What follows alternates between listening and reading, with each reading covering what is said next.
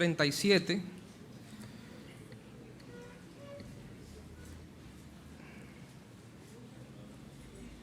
El libro de Ezequiel, capítulo 37.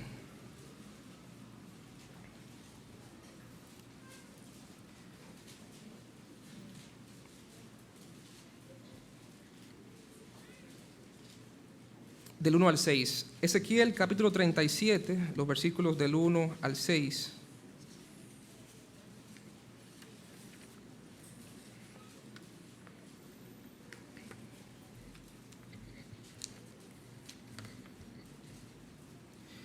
Dice la palabra de Dios: la mano de Jehová vino sobre mí, y me llevó en el espíritu de Jehová, y me puso en medio de un valle que estaba lleno de huesos, y me hizo pasar cerca de ellos por todo en derredor, y he aquí que eran muchísimos sobre la faz del campo, y por cierto secos en gran manera. Y me dijo: hijo de hombre, ¿vivirán estos huesos? Y dije: Señor Jehová, tú lo sabes. Me dijo entonces: profetiza sobre estos huesos, y diles: huesos secos, oíd palabra de Jehová. Así ha dicho Jehová el Señor a estos huesos: he aquí yo hago entrar espíritu en vosotros, y viviréis, y pondré tendones sobre vosotros, y haré subir sobre vosotros carne, y os cubriré de piel, y pondré en vosotros espíritu, y viviréis, y sabréis que yo soy Jehová. En esta mañana queremos predicar acerca del libro de Ezequiel. El título o el tema: vida después de la muerte. Vida después de la muerte. Vamos a orar. Dios y Padre celestial, Padre bueno, gracias Señor por el hermoso tiempo que estamos pasando en tu casa en el día de hoy. Gracias Señor por el tiempo de las alabanzas navideñas que nos recuerdan la época en el nacimiento de Jesús. Padre celestial, gracias también por el tiempo de los especiales. Y Padre celestial, queremos que tú bendiga el tiempo de la predicación, que tú nos ministres, que tú nos ayudes Señor a comprender tu palabra, a poder entender tus verdades y poder aplicarla a nuestras vidas y ser transformados por ella. Padre, trae edificación a tu pueblo en el día de hoy y trae también salvación a algunas almas en Cristo. Gracias por todo, en el nombre de Jesús. Amén. Pueden sentarse, hermano, gracias.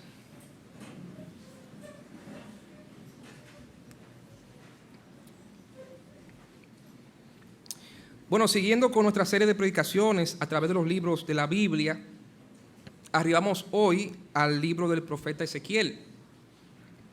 Ezequiel es el último libro del grupo de los profetas mayores, ¿verdad? Usted sabe que los profetas se dividen en dos: mayores y menores.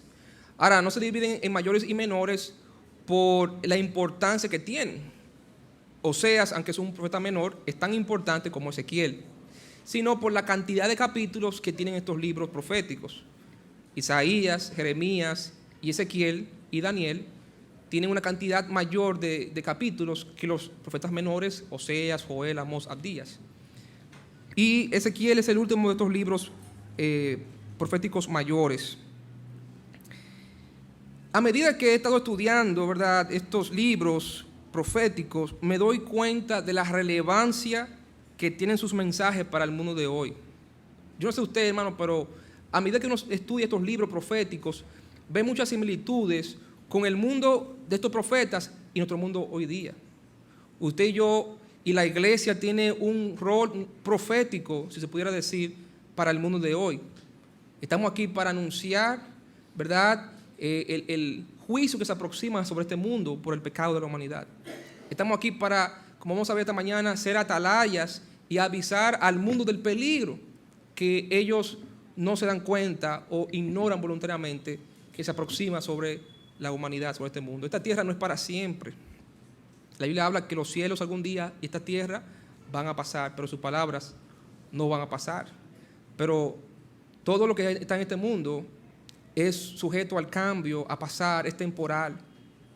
Por eso dice la Biblia que tenemos que buscar primeramente el reino de Dios y su justicia, y todas las demás cosas serán añadidas. Siempre Dios pone la prioridad en lo espiritual sobre lo material, porque lo espiritual es eterno, lo material es pasajero.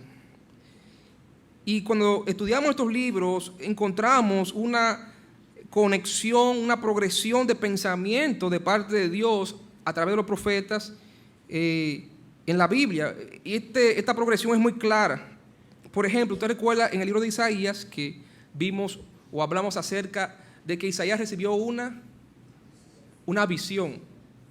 Una visión primero del pueblo de Israel, de su sociedad, una visión, ¿verdad?, del pecado de su pueblo, de la rebeldía de su pueblo, de la inmoralidad de su pueblo, ¿verdad?, del extravío de su pueblo, en una época de aparente prosperidad material, política. Judá se encontraba en el mejor momento de su historia. Políticamente, ¿verdad?, estaban bien fuertes, económicamente estaban bien prósperos, pero espiritualmente estaban bien decadentes. Y así es el mundo de hoy día, ¿sí o no? Estamos viviendo una época de prosperidad sin precedentes. Aunque todavía hay hambre, hay pobreza en muchas partes del mundo, pero la pobreza de hoy no se compara a la pobreza de antes. La prosperidad que ostenta el mundo es superior a cualquier época de la humanidad. Sin embargo, la inmoralidad y la violencia que se vive hoy día es superior a cualquier época de la humanidad. Pero esa visión de la realidad de este mundo, usted no la va a encontrar en el mundo. Esa visión proviene de Dios. Dios es el que nos revela y nos abre los ojos a ver la realidad del mundo en que vivimos. El mundo está cegado, el mundo vive en sus deleites, sus placeres, y está cegado espiritualmente, porque dice la Biblia que el Dios de este siglo, que es Satanás, ha cegado el entendimiento de las personas en el mundo sin Dios. Pero el creyente que tiene a Cristo en su corazón, que tiene el Espíritu Santo, tiene ese discernimiento espiritual para ver la vida, ver el mundo como en realidad es. Un mundo pecaminoso, un mundo perverso, un mundo que está próximo a ser juzgado por Dios justamente. Pero no solamente Isaías recibió una visión del mundo, de cómo estaba la condición espiritual de su pueblo, de la humanidad, sino también recibió una visión de Dios. En el capítulo 6 de Isaías vemos cuando Isaías se enfrenta ante la gloria de Dios, la santidad de Dios. Y vemos que Isaías se compara y se ve a sí mismo como alguien pecador delante de un Dios tan santo, 3 veces santo. Y cuando tú y yo, hermanos, vemos a Dios como Él es y vemos la humanidad y el mundo como está, entonces eso nos lleva a nosotros a querer hacer algo al respecto. Y Dios pregunta en el cielo, ¿verdad?, en la visión que vio Isaías, ¿a quién enviaré? ¿A quién enviaré para que vaya y advierta a la humanidad de su pecado? ¿A quién enviaré para que haga volver mi pueblo hacia mí? ¿Y qué dijo Isaías? Heme aquí, envíame. Y esa es la respuesta natural de todo cristiano. Heme aquí, envíame a mí.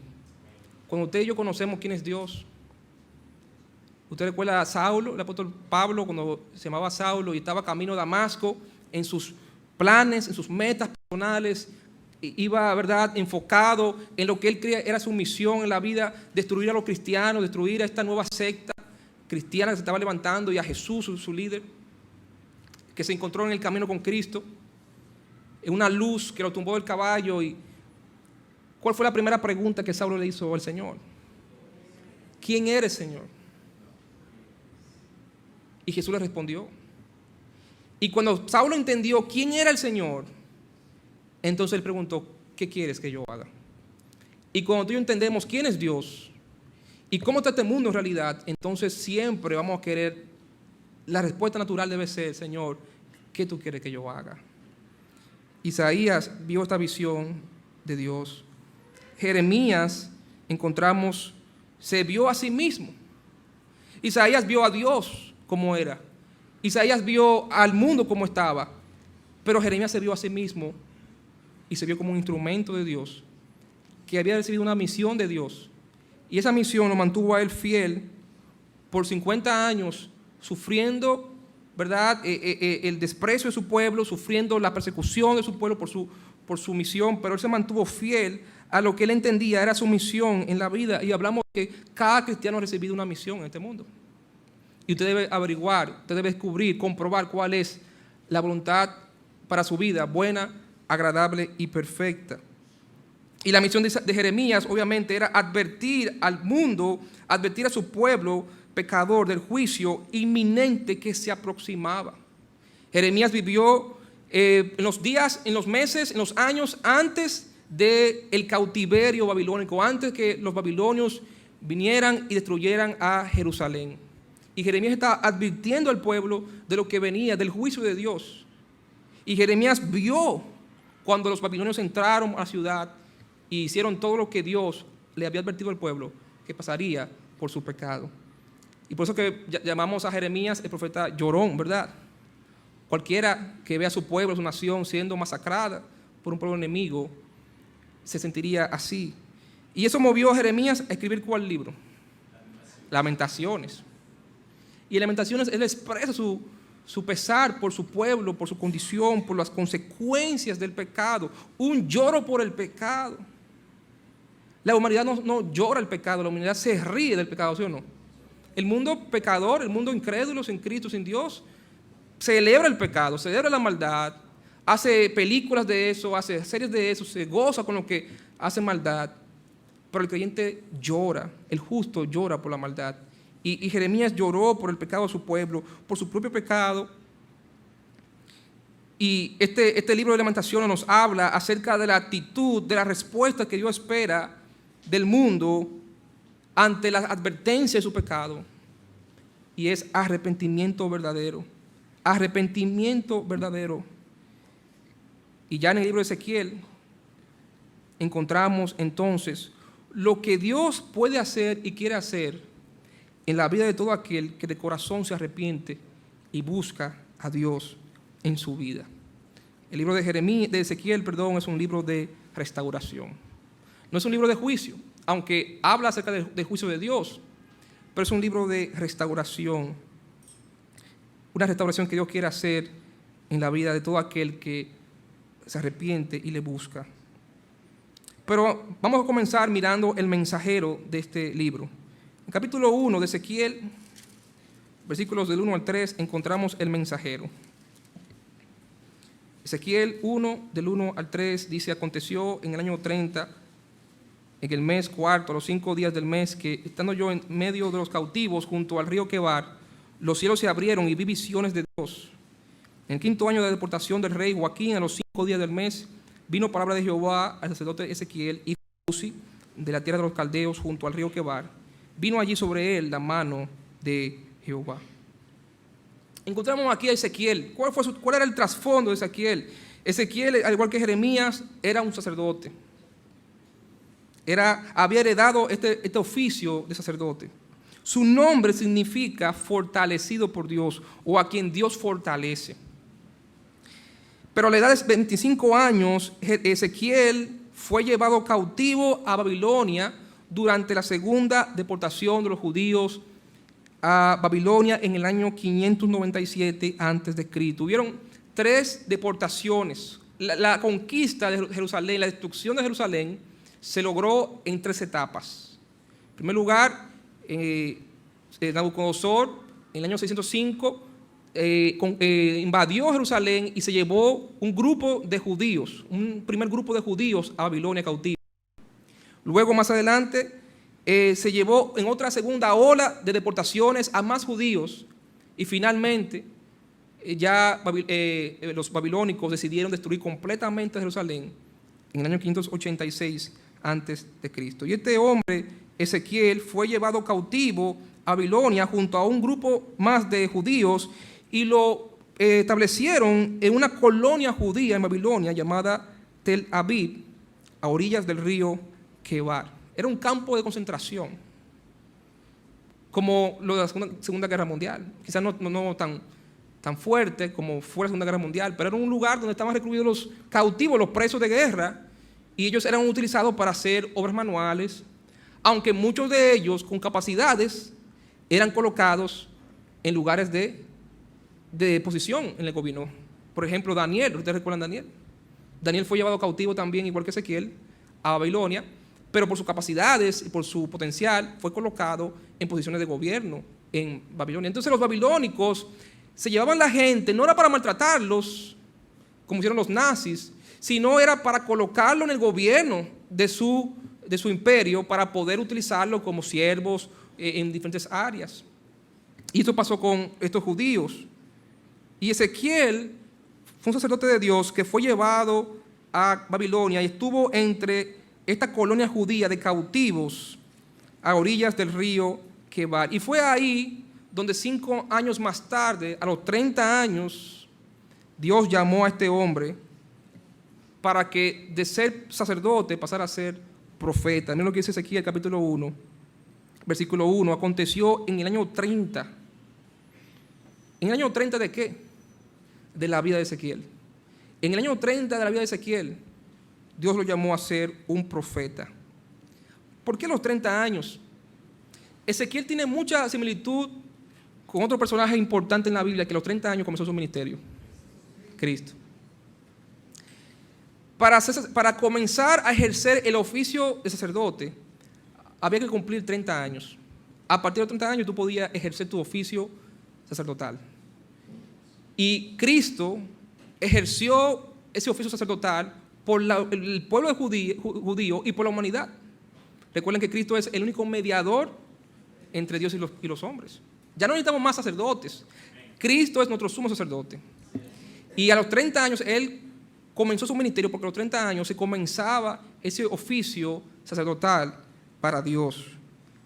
Y Dios tenía otros planes para este hombre Ezequiel. Dios quería que fuera su mensajero a esta colonia de judíos cautivos en Babilonia.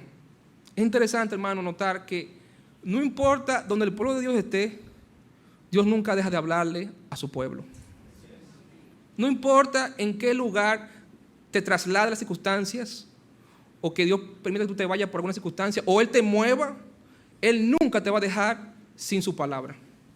Siempre Dios sigue comunicando su palabra, su voluntad a su pueblo. No importa en qué parte del planeta te encuentres, si tú eres hijo de Dios, Dios nunca va a dejar de guiarte y de hablarte. Y ahí en Babilonia, cuando los judíos quizás pensaban que Dios se iba a olvidar de ellos, cuando los judíos pensaban que por su pecado Dios lo iba a abandonar, Dios nunca lo abandonó. Dios siempre siguió hablándole y comunicando su palabra a ellos. Y Ezequiel fue llamado por Dios para ser ese mensajero a este grupo de judíos que tanto necesitaban la palabra de Dios. Hermanos, aún cuando nos encontremos bajo la disciplina divina, Dios nunca nos deja de hablar. Aún cuando estemos en rebeldía, Dios nunca nos deja de hablar. Dios siempre nos sigue hablando porque Él nos ha amado con un amor eterno. Y el llamamiento de Ezequiel fue muy similar al del profeta Isaías. Ambos tuvieron una visión de la gloria de Dios. Miren aquí en capítulo 1,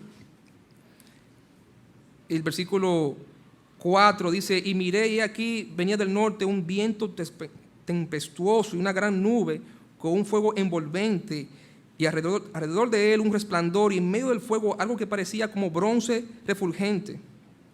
Y en medio de ella la figura de 4 seres vivientes. Y esta era su apariencia. Habían ellos semejanza de hombre. Cada uno tenía 4 caras, 4 alas. Los pies de ellos eran derechos.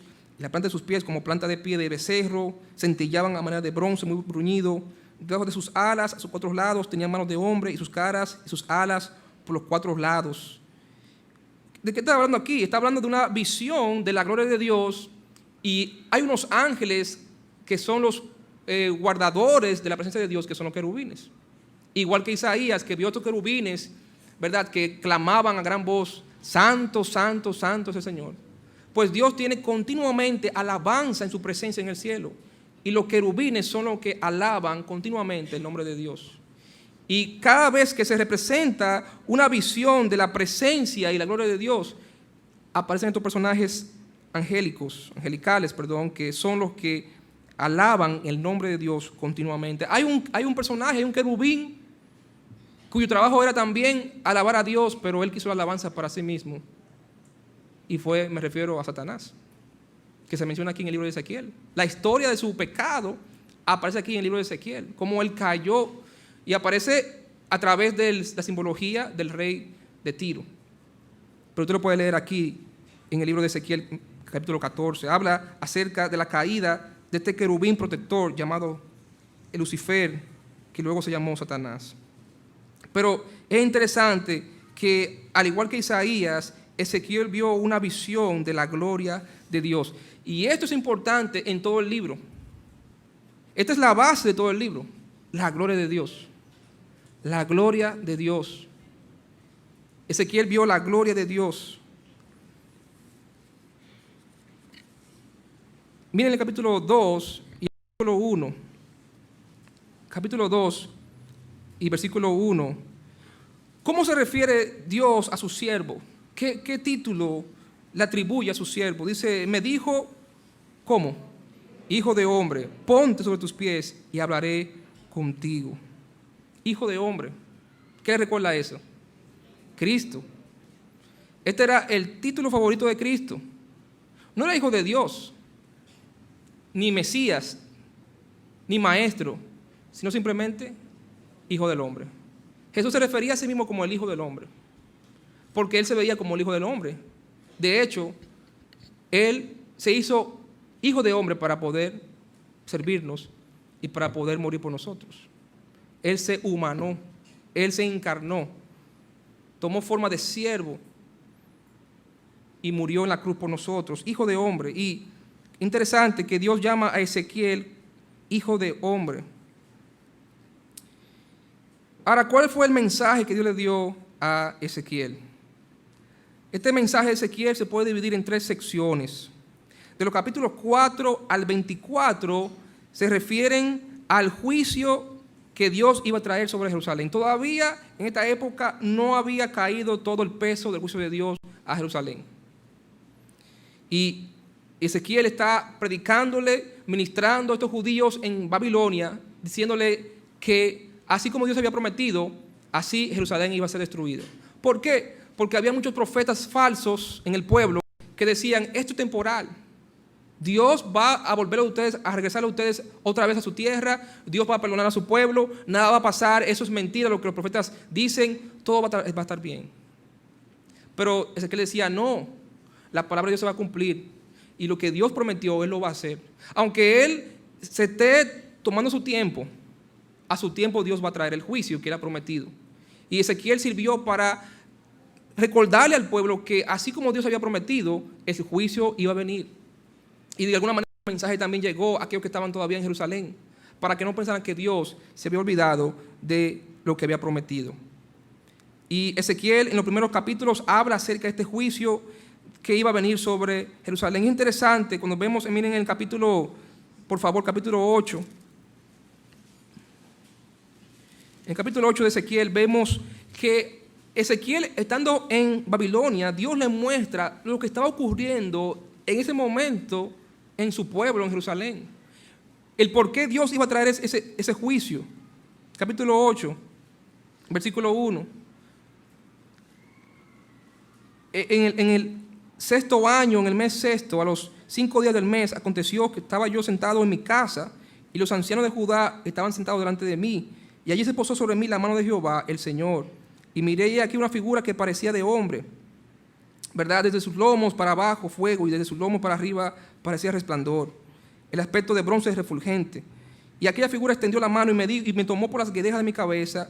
Y el Espíritu me alzó entre el cielo y la tierra y me llevó en visiones de Dios a Jerusalén, a la entrada de la puerta de adentro que mira hacia el norte, donde estaba la habitación de la imagen del celo, la que provoca a celos. Y he aquí, allí estaba la gloria del Dios de Israel, como la visión que yo había visto en el campo. Versículo 6, me dijo, entonces, hijo de hombre, ¿no ves lo que estos hacen? Las grandes abominaciones que la casa de Israel hace aquí. ¿Para qué? Para alejarme de mi santuario. Pero vuélvete aún y verás abominaciones mayores. Versículo 9, me dijo, entra y ve las malvadas abominaciones que estos hacen allí. Versículo 10, entré pues y miré aquí toda forma de reptiles y bestias abominables y todos los ídolos de la casa de Israel que estaban pintados en la pared por todo alrededor de la casa de Dios. O sea, el pueblo había convertido la casa de Dios, el templo, en un santuario de ídolos. Habían pintado las paredes de imágenes de dioses paganos y el culto que debía rendirse a Dios estaba rindiendo a dioses falsos y paganos. ¿Por qué Dios le mostró a Ezequiel la maldad de Israel en el templo, porque este hombre era un sacerdote. Este hombre conocía a fondo la terrible condición espiritual en que se encontraba su pueblo. Y de los profetas, Ezequiel nos brinda una visión sacerdotal de la condición tan fuerte y terrible de pecado que tenía el pueblo de Dios. Y Dios, encontramos que hizo que el profeta Ezequiel no pudiera hablar, lo enmudeció por 6 años. Dios le dijo a Ezequiel que no iba a poder hablar. Tenía que Ezequiel utilizar otros recursos para hablarle al pueblo. Dios quería mostrarle al pueblo que ya por mucho tiempo Él le había hablado. Ahora tenían ellos que tomar una decisión, tenían ellos que entonces buscar la palabra de Dios y entender lo que ya Dios iba a hacer. Y recuerden el libro de Hebreos capítulo 1, que dice que Dios había hablado a los padres por profetas en muchos tiempos y de muchas maneras. Así que por 6 años Ezequiel no pudo decir nada y estuvo mudo delante del pueblo. Y Dios le guió a comunicar la palabra a través de ayudas visuales. Y encontramos que en una ocasión Dios le pidió a Ezequiel que se acostara del lado izquierdo, por varios días. Y cada día simbolizaba una cantidad de años. Y luego se acostara 40 días del lado derecho. Y así. Luego le pidió a Ezequiel que se rasurara el cabello, la barba. Luego le pidió que saliera desnudo por las calles. Luego le pidió que huyera como si fuera huyendo de la guerra. ¿Y cómo usted pensaba que pensaba la gente que estaba Ezequiel? Estaba loco, este hombre. Pero cada cosa tenía un significado para el pueblo. Y el último recurso que Dios tuvo que utilizar en Ezequiel para poder comunicar al pueblo su palabra fue la muerte de su esposa. Encontramos eso en el capítulo 24, por favor. Capítulo 24, versículo 15. Vino a mí palabra de Jehová diciendo: hijo de hombre, he aquí que yo te quito de golpe el deleite de tus ojos. No endeches, ni llores, ni corran tus lágrimas. Y versículo 18, dice: hablé al pueblo por la mañana, y a la tarde murió mi mujer, y a la mañana hice como me fue mandado. Me dijo el pueblo: ¿no nos enseñarás qué significan para nosotros estas cosas que haces? Yo les dije: la palabra de Jehová vino a mí, diciendo: di a la casa de Israel, así ha dicho Jehová el Señor, he aquí yo profano mi santuario, la gloria de vuestro poderío, el deseo de vuestros ojos y el deleite de vuestra alma, y vuestros hijos y vuestras hijas que dejasteis caerán a espada. Este ejemplo que Dios usó en la vida de Ezequiel, fuerte, la muerte de su propia esposa, simbolizaba claramente al pueblo que así como Dios permitió que la mujer de Ezequiel muriera y arrebató quizás de Ezequiel el deleite, como dice la Biblia, de sus ojos, así Dios iba a arrebatarle a Israel por su pecado el deleite de sus ojos, que era el templo, su templo sagrado, el templo donde habitaba la gloria de Dios, ese templo que ellos pensaban que nunca iba a ser removido.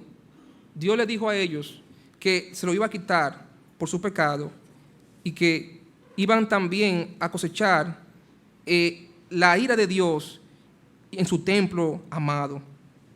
Por 6 años Ezequiel estuvo mudo, pero cuando los babilonios entraron a Jerusalén y destruyeron la ciudad, se quitó la mudez, comenzó a hablar y comenzó a profetizar lo que Dios quería que él profetizara. ¿Y qué fue que profetizó? En el capítulo 25, 32 encontramos que Ezequiel comienza a profetizar en contra de las naciones vecinas que se burlaron de Israel, que disfrutaron, que celebraron la derrota del pueblo de Dios, que disfrutaron, ¿verdad?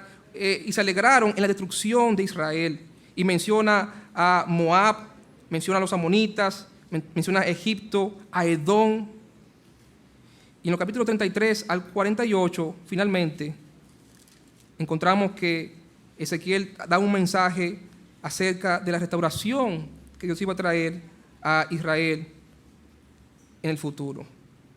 De manera que el mensaje de Ezequiel se divide en tres: juicio sobre Jerusalén, sobre las naciones vecinas y también restauración del reino de Israel. Ahora bien, hermanos, quiero que nos enfoquemos en el momento en el cual Ezequiel y su nación se encontraban. En el capítulo 37 de Ezequiel, el capítulo que comenzamos leyendo, es para mí el pasaje central de todo este libro. Si usted quiere entender este libro, esta profecía de Ezequiel, tiene que leer el capítulo 37 y entenderlo, porque aquí se encuentra el mensaje central de todo este libro. Como yo dije, el mensaje del libro es restauración. Dios quería traer restauración, Dios iba a traer restauración a su pueblo. Así que nos vamos a enfocar en lo que resta del mensaje en este capítulo 37.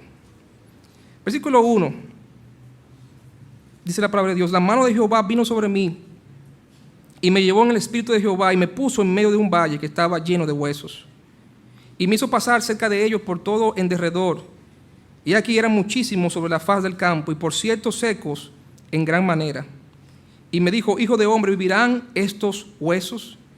Y dije: Señor Jehová, tú lo sabes. Encontramos aquí que Dios lleva a Ezequiel, ya después que Israel es destruido, Dios lleva a Ezequiel a este valle, y en este valle le muestra una visión increíble. Este valle estaba lleno de huesos secos, una multitud de huesos. La palabra valle aquí significa literalmente campo de batalla. Aparentemente aquí había ocurrido una batalla y quedaban aquí todos estos huesos, ¿verdad?, regados por todo este valle. La condición de Israel en este momento espiritualmente es que ellos estaban como esos huesos muertos. La condición espiritual de Israel era muerte y sequedad. El pueblo de Israel estaba muerto espiritualmente. Y la Biblia habla que la paga del pecado, la consecuencia del pecado siempre es la muerte. La muerte es el mal o la consecuencia principal que trae el pecado a nuestra vida. El hombre sin Dios está muerto. Mira lo que dice Efesios capítulo 2, versículo 1. Dejé una marca en Ezequiel 37, vamos a regresar. Pero en Efesios capítulo 2, versículo 1, Dios describe la condición espiritual de todo aquel que está sin Cristo. Efesios 2:1 dice: y Él os dio vidas a vosotros cuando estabais muertos en vuestros delitos y pecados. Ezequiel, Dios nos muestra a través de Ezequiel la condición espiritual de los judíos. Estaban muertos, estaban secos. Estos huesos claramente simbolizan a Israel. Y es la condición espiritual de todo aquel que se encuentra sin Dios, muerto, seco. Pero la Biblia es clara cuando dice que Dios no quiere la muerte del que muere. Dios no quiere la muerte. No fue su intención. Dios nos creó para que viviéramos por siempre. Dios nos creó para que viviéramos por siempre en su presencia. Pero Él advirtió a Adán y a Eva que la muerte sería la consecuencia de su pecado. Y hermanos, el pecado siempre trae como consecuencia la muerte. La palabra muerte significa separación. Separación. 3 muertes habla la Biblia. La muerte física, que es la separación de ¿qué? Del alma y el cuerpo. La muerte espiritual del hombre con Dios. Y la muerte eterna, separación eternamente de la presencia de Dios. ¿Qué pasó cuando Adán y Eva pecaron? Dios lo sacó del huerto. ¿Por qué Dios sacó a Adán y a Eva del huerto? ¿Qué significa eso? Que Dios lo sacó del huerto. Dios lo sacó de su presencia. El pecado trae separación entre el hombre y Dios, y usted lo sabe. Pero el pecado también trae separación entre papá y mamá. El pecado trae separación entre papá y los hijos. El pecado trae separación entre hermanos. El pecado trae separación entre amigos, entre vecinos. El pecado nos separa de los demás. El pecado trae muerte en una relación, en una vida. Trae separación. Pero Dios no quería la muerte de su pueblo. Dios no quería que Israel cayera en sus consecuencias. Mira lo que dice Ezequiel, capítulo 18, por favor.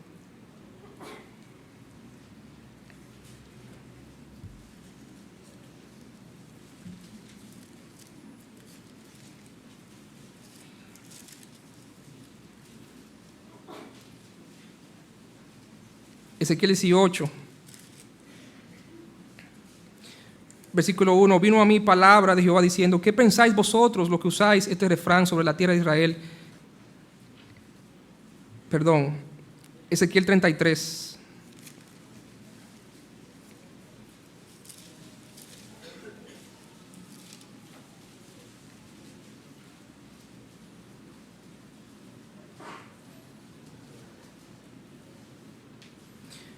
Ezequiel 33, versículo 10. Tú pues, hijo de hombre, di a la casa de Israel: vosotros habéis hablado así, diciendo: nuestras rebeliones y nuestros pecados están sobre nosotros, y a causa de ellos somos consumidos. ¿Cómo pues viviremos? Diles: vivo yo, dice Jehová el Señor, que no quiero la muerte ¿de quién? Del impío, sino que se vuelva el impío de su camino y que viva. Volveos de vuestros malos caminos. ¿Por qué moriréis, oh casa de Israel? Dios no quiere la muerte del impío. Dios no quiere que haya muerte y destrucción en una persona, en una vida. No fue la intención de Dios que hubiera muerte y destrucción en este mundo. Pero vino por causa del pecado, por causa de nuestras rebeliones, dice la palabra de Dios. Pero interesante, Dios siempre, antes de que venga la consecuencia del pecado, antes que venga la muerte, Dios siempre manda atalayas. ¿Y qué es un atalaya? Los atalayas eran personas que estaban en una torre, en el muro de la ciudad, y podían ver más lejos que otros, que el pueblo. Y podían ver el ejército que se aproximaba enemigo a destruir y a matar al pueblo. Podían ver las consecuencias que se aproximaban al pueblo. ¿Y el trabajo de atalaya cuál era? A avisar al pueblo lo que iba a pasar. Y Dios levantó a Ezequiel y a Isaías y a Jeremías para, como atalayas, avisarle al pueblo que la muerte iba a llegar. Que la muerte iba a llegar a sus vidas. Que las consecuencias iban a llegar a su vida. Que Dios iba a apartar de ellos. Y Dios siempre manda atalayas, personas, mensajeros, que nos advierten antes que la muerte toque nuestra vida. Antes que las consecuencias vengan a nuestra vida. Antes que ocurra una separación, Dios siempre envía un mensajero que advierte acerca del mal, de las consecuencias de nuestro pecado, de nuestro extravío. En 2 de Pedro capítulo 3, versículo 9, no tienen que buscarlo, pero dice que el Señor no retarda su promesa como no tiene por tardanza, sino que es paciente para con todos, no queriendo que nadie perezca, sino que todos procedan. Dios no quiere que nadie perezca, para que todo aquel que no se pierda, más tenga vida eterna. Dios quiere que tengamos vida y vida en abundancia. Pero dice la Biblia que hay un enemigo, el maligno, que anda como león rugiente buscando a quien devorar. Pero la atalaya advierte, el mensajero advierte de ese enemigo que se aproxima, lento pero seguro, se aproxima para destruir, para matar, para dañar.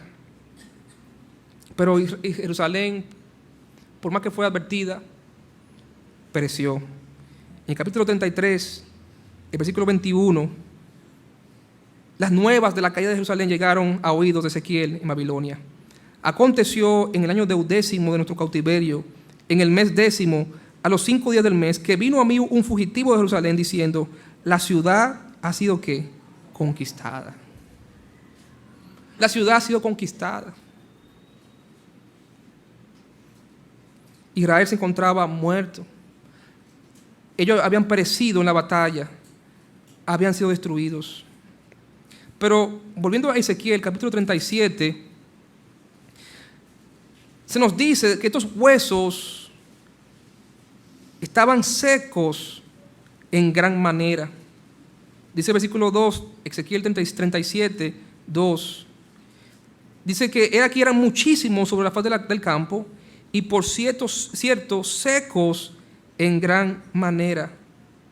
No solamente Israel estaba muerto espiritualmente, estaba también seco espiritualmente. Y hermanos, la sequedad en el creyente se representa cuando un cristiano no está dando fruto en su vida espiritual.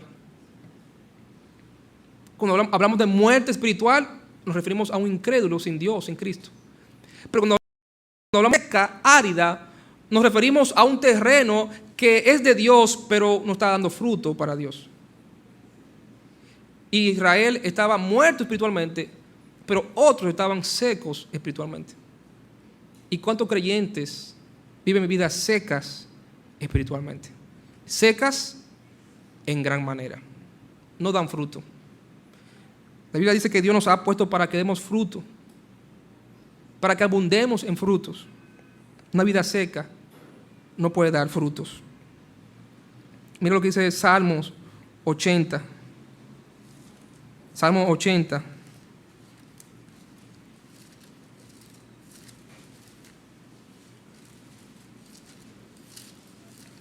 Y el versículo 14. Salmo 80, 14. Oh Dios de los ejércitos, vuelve ahora, mira desde el cielo y considera y visita esta viña, la planta que plantó tu diestra y el renuevo que para ti afirmaste. Quemada a fuego está, asolada, perezcan por la reprensión de tu rostro. Sea tu mano sobre el varón de tu diestra, sobre el hijo de hombre que para ti afirmaste. Así no nos apartaremos de ti, vida nos darás e invocaremos tu nombre. Oh Jehová, Dios de los ejércitos, restáuranos. Haz resplandecer tu rostro y seremos salvos. Aquí está escribiendo el salmista Asaf. Y Asaf era un cristiano. Asaf era un hijo de Dios. Y él se describía a sí mismo como una viña seca, árida, donde no había fruto para Dios. Es posible que usted sea creyente y se encuentre descarriado sin darse cuenta.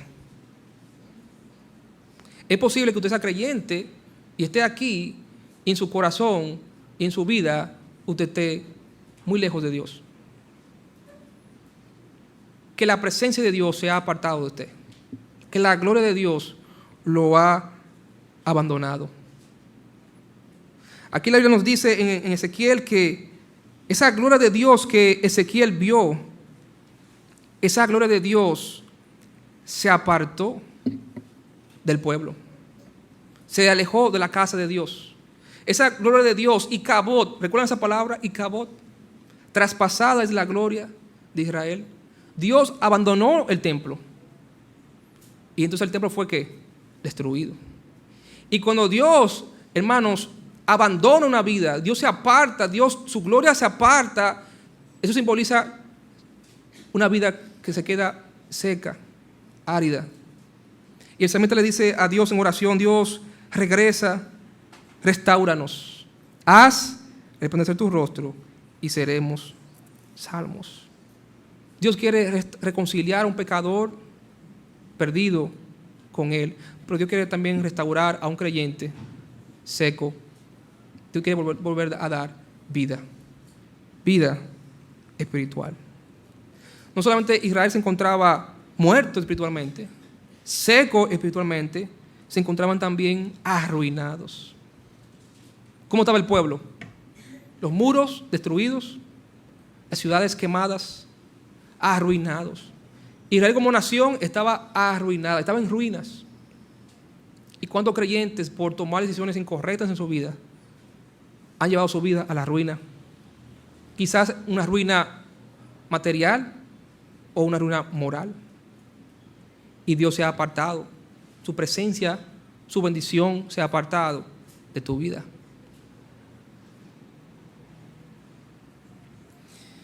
Pero hay una pregunta que Dios le hace a Ezequiel. Y quiero que notemos aquí, en Ezequiel capítulo 37, nuevamente, Ezequiel 37,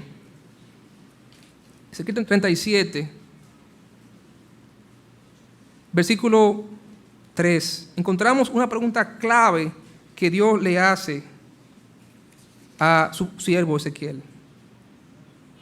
Y me dijo: hijo de hombre, ¿vivirán estos huesos? En otras palabras, ¿puede haber vida después que hay muerte? ¿Puede volver a haber vida después que hay muerte? ¿Y cuál fue la respuesta del profeta? Y dijo: Señor Jehová, tú lo sabes. A veces miramos vidas de creyentes secos y nos preguntamos: ¿puede haber vida otra vez en ese creyente? A veces encontramos personas incrédulos, lejos de Dios, arruinados moralmente, familiarmente, y uno se pregunta: ¿puede haber vida después que la muerte ha llegado a esa vida? ¿Puede volver a haber vida después que ese matrimonio está arruinado? ¿Puede haber vida cuando esa relación de padre e hijo ha sido estropeada? ¿Puede haber vida después que hay muerte?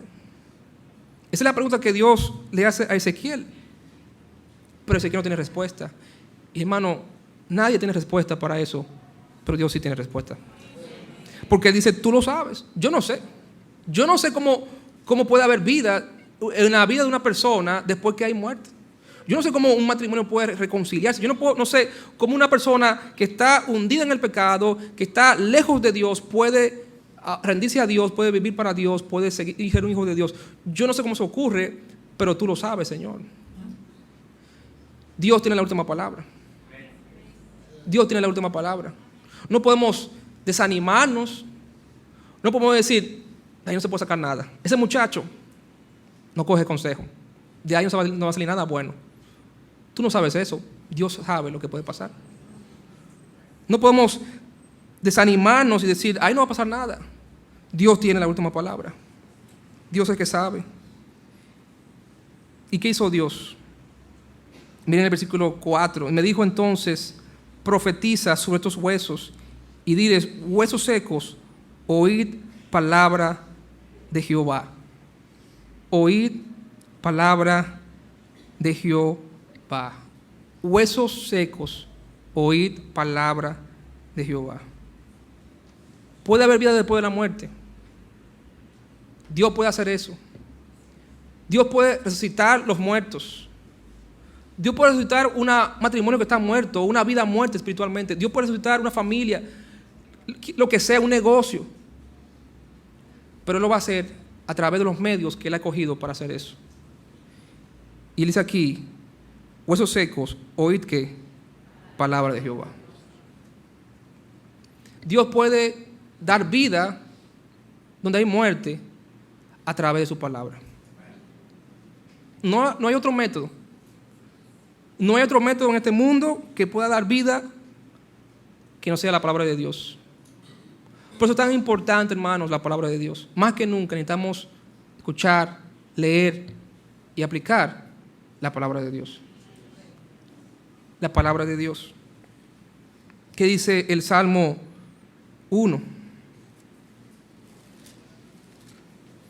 Será como árbol plantado, ¿verdad? El Salmo 1. Usted lo conoce, ese pasaje. Bienaventurado el varón que no anduvo en consejos de malos, ni estuvo en camino de pecadores, ni en silla de escarnecedores se ha sentado, sino que en la ley de Jehová está su delicia, y en su ley medita de día y de noche. Será como árbol plantado junto a corrientes de aguas, que da su fruto en su tiempo, y su hoja no cae, y todo lo que hace prosperará. ¿Qué pasó con estos huesos secos que escucharon la palabra de Dios? Dice la palabra de Dios que estos huesos, ¿verdad?, se llenaron de tendones, de carne, otra vez cubrió de piel, cobraron vida. Resucitaron de entre los muertos estos huesos cuando escucharon ¿qué? La palabra de Dios. Bueno, si tú quieres que haya vida en tu vida espiritual después de que hay muerte, o en tu matrimonio, en tu familia, en tu negocio, que quizás por tu pecado, por tu rebeldía has arruinado, o que otros han arruinado, quizás no tú, pero otros lo han arruinado, comienza a leer la palabra de Dios. Comienza a escuchar la palabra de Dios en serio. Porque solo a través de la palabra de Dios puede traer vida después de la muerte. Solo a través de la palabra de Dios. No hay método humano, no hay, tips ¿verdad? Por ahí no hay métodos, estrategias humanas para lograr esto. Solo Dios puede traer vida después que hay muerte. Y aquí estamos hablando de resurrección. No estamos hablando de que hay, ¿verdad?, una llama leve y que va a ser avivada. Es que no hay llama, no hay amor, no hay nada ahí. 0 centavos, no hay nada. No hay pulso espiritual, muerto. No hay esperanza, no hay solución. Ezequiel claramente entendió que Dios se refería a su pueblo. Cuando Ezequiel miraba a su pueblo y vio lo que pasó y escuchó las noticias de Jerusalén que fue destruida, Ezequiel dijo: Dios, todo está destruido, no hay esperanza ya. Tus pactos, tus promesas se fueron a la borda, no hay esperanza para mi pueblo. Y Dios le pregunta: ¿pueden estos huesos muertos revivir? Y la respuesta es sí. Dios lo puede hacer, pero a través de su palabra. Salmo 119, 154. Oiga lo que escribió David acerca de eso.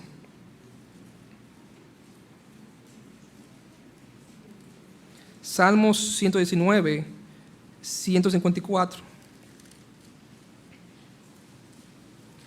Defiende mi causa. Miren el versículo 153, por favor. Mira mi aflicción y líbrame, porque de tu ley no me he olvidado. Defiende mi causa y redímeme. Vivifícame con tu palabra. ¿Tú quieres que tu matrimonio vuelva otra vez a cobrar vida? Lee la palabra de Dios. Busca libros cristianos. Lee la palabra de Dios. Empieza a escuchar la palabra de Dios.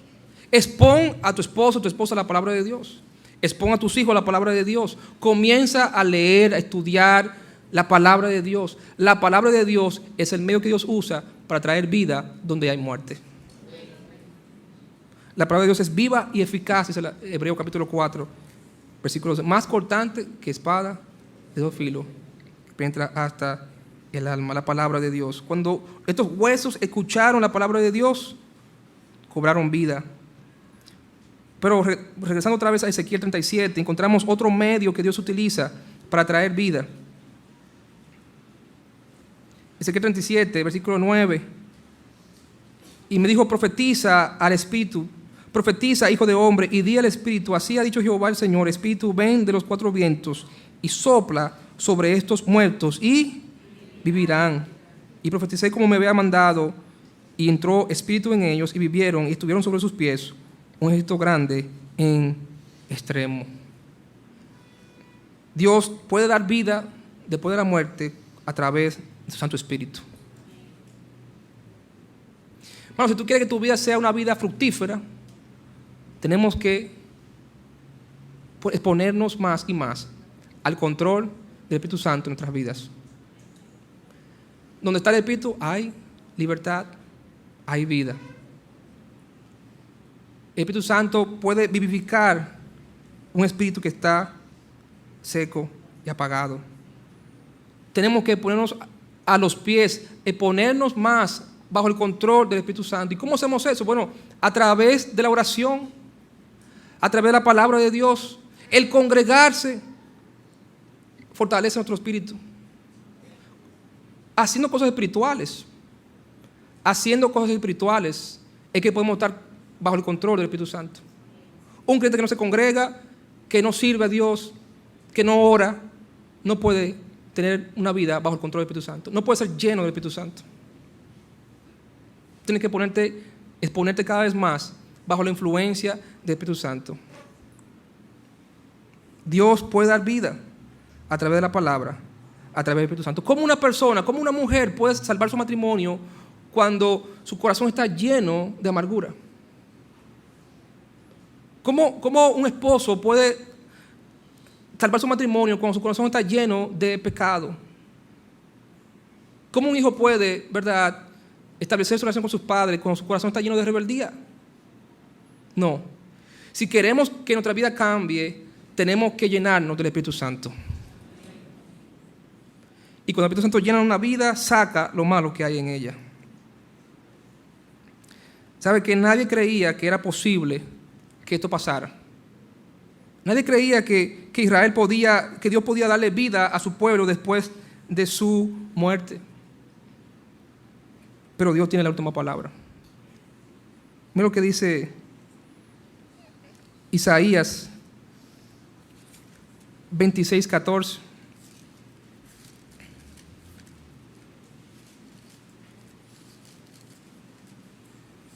Isaías 26:14. Dice: muertos son, no vivirán, han fallecido, no resucitarán, porque los castigaste y destruiste y deshiciste todo su recuerdo. El profeta Isaías se está quejando con Dios diciendo: no van a vivir otra vez, tú lo castigaste. Pero mira lo que dice en el versículo 16: Jehová, en la tribulación te buscaron, derramaron oración cuando lo castigaste. Como la mujer encinta cuando se acerca, el alumbramiento gime y da gritos en sus dolores. Así hemos sido delante de ti, oh Jehová. Y mira lo que dice el versículo 19: tus muertos, ¿qué? Vivirán. Sus cadáveres, despertad y cantad, moradores del polvo, porque tu rocío es cual rocío de hortalizas, y la tierra dará sus muertos. Cuando usted y yo, hermanos, buscamos a Dios en oración, cuando usted y yo buscamos la palabra de Dios, cuando usted y yo comenzamos a andar en el Espíritu y comenzamos a rendirnos a la voluntad de nuestras vidas, cosas van a cambiar. Y aún los muertos se van a levantar. Y frutos van a surgir en nuestras vidas. Dios quiere restaurar a su pueblo. Dios quería también reunificar a su pueblo. Oseas capítulo 6, versículo 2.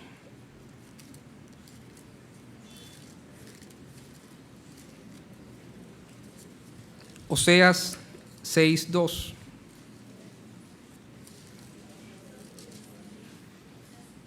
Dice, versículo 1, venid y volvamos a Jehová, porque Él arrebató y nos curará, hirió y nos vendará, nos dará vida después de 2 días, en el tercer día nos resucitará y viviremos delante de Él. Hermanos, Dios quiere restaurar y Dios quiere reunificar. Israel estaba ¿cómo? Muerto, estaba destruido, estaba arruinado, y Dios prometió que iba a darle vida a su pueblo otra vez, iba a restaurar a su pueblo. Pero Israel también estaba separado. Usted recuerda que la tribu del norte y del sur se habían separado por siglos, y Dios promete al final de este capítulo 37 de Ezequiel que Él iba en el futuro otra vez a unificar a su pueblo bajo el gobierno de un Mesías rey. Hermanos, Dios quiere restaurar nuestras vidas y Dios quiere reunificar nuestras vidas con aquellos que estamos separados. ¿Y cuál es el objetivo de todo esto? ¿Por qué Dios quiere hacer esta gran obra en nuestras vidas y en la vida de los demás de este mundo que andan muertos? Para terminar, acompáñame a Ezequiel.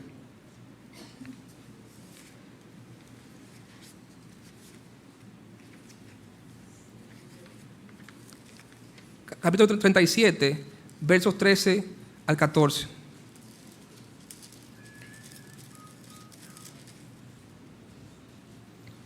Ezequiel 37, 13 al 14 dice: y sabréis que yo soy Jehová cuando abra vuestros sepulcros y os saque de vuestras sepulturas, pueblo mío, y pondré mi espíritu en vosotros y viviréis, y os haré reposar sobre vuestra tierra, y sabréis que yo Jehová hablé y lo hice, dice Jehová. El deseo de Dios es que cuando otros vean su obra en nuestras vidas, glorifiquen a Dios. Cuando Lázaro murió, ¿usted recuerda esa ocasión? Jesús lloró porque había una muerte que el pecado fue el causante. Había separación, familiares, hermanas habían perdido a su hermano, pero Jesús le dijo a sus discípulos: no teman, esto no es para muerte, esto es para la gloria de Dios. Y Él dijo: yo soy la resurrección y la vida, el que cree en mí, aunque esté muerto, vivirá. Y hermanos, si usted y yo ponemos nuestra confianza en el Señor y buscamos su palabra y nos ponemos con el control de su Espíritu Santo, el Señor Jesucristo puede resucitar los muertos en nuestras vidas. Él puede restaurar lo que está destruido, lo que está arruinado, y Él puede restablecer y reunir lo que está separado. Vamos a orar.